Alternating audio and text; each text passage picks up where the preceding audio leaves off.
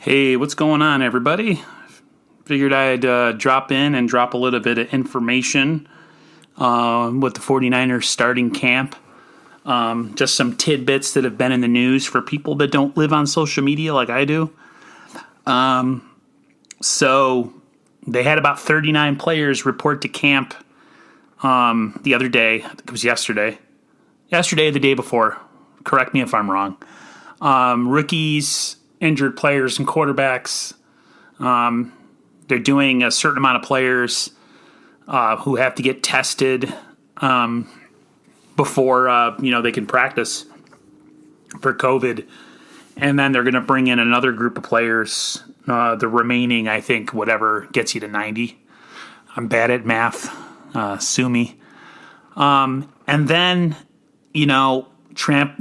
camp will get underway in the way that it's going to be this year. I've made a previous video about how they're going to go about doing camp with all the testing and then no preseason, and it's going to be a lot of strength and conditioning and that sort of stuff before they put the pads on. I think it's like 21 days into camp before they put pads on, which is fine with me. This team has been injury bug and snake bitten with injuries over the last 2 or 3 years. So, I mean, it is going to happen if it's going to happen, but at least we can hold off a little bit on that. There is talk that John Lynch is up for a contract extension and that it will match along the lines of Kyle Shanahan's. He was on KNBR this morning, and he talked about that things are, he kind of hinted at that the new contract is on the way. And that's awesome. He did say something that was a little, I can't say alarming, but he said he doesn't know if he's going to do it forever, what he's doing. I mean, he's still a pretty young guy. He could always turn it over to like Jason Peters or something, but he is getting a new contract along with Kyle Shanahan, and that stability is always good, from where we were the previous years after the Harbaugh era and even pre-Harbaugh era. It's nice to have some stability. He talked about the Jamal Adams deal. He said that we were never really big players in it, and I totally understand that. He's a great player. I wish we could have him, but the fact of the matter is, he said it just wasn't going to work, and the amount of first rounders that Seattle gave up, and just draft capital itself, and then you got to think of contracts. The main contract being Kittle's. Now with the adjusted cap this year, it's going to be even more importance.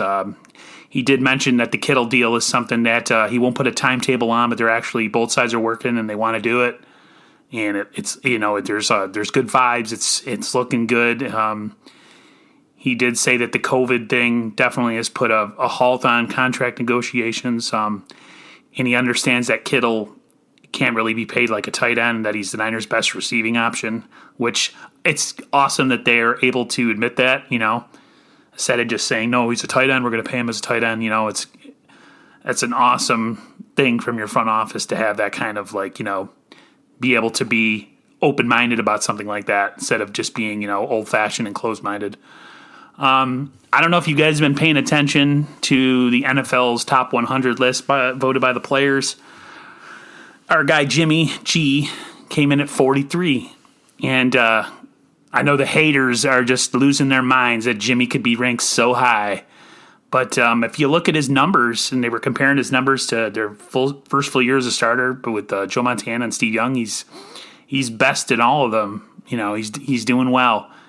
All the hate that came Jimmy's way, it's nice to see that his peers respect him. All the talk from, guys like Stephen A. Smith and all these other talking goofballs, all these talking heads.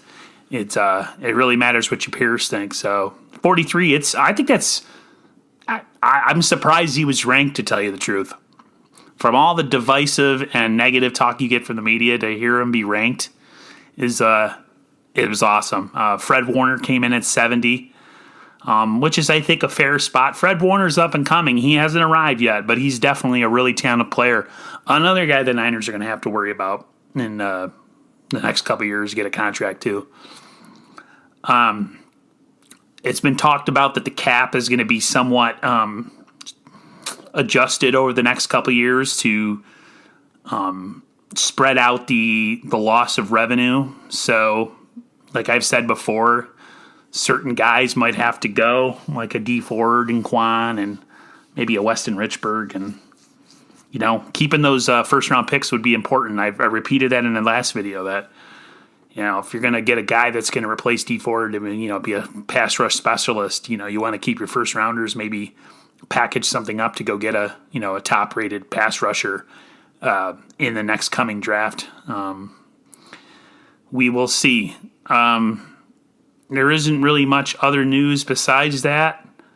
That was just kind of a little summary of the things that have gone on the past couple days. As you guys know, Raheem Mostert got re-signed. Got a little bit of a bonus. He's got some incentive-laden clauses in his contract, so that's good. It's really positive coming out of Niners camp. They just signed all their draft picks. I think Charlie Warner, the tight end, was the last one to go. All he has to do is pass his physical, and everyone will be signed. So things are looking good in Santa Clara. Football is here, at least for now, and it's coming, at least for now. And we'll see what's going to go on in these next couple weeks.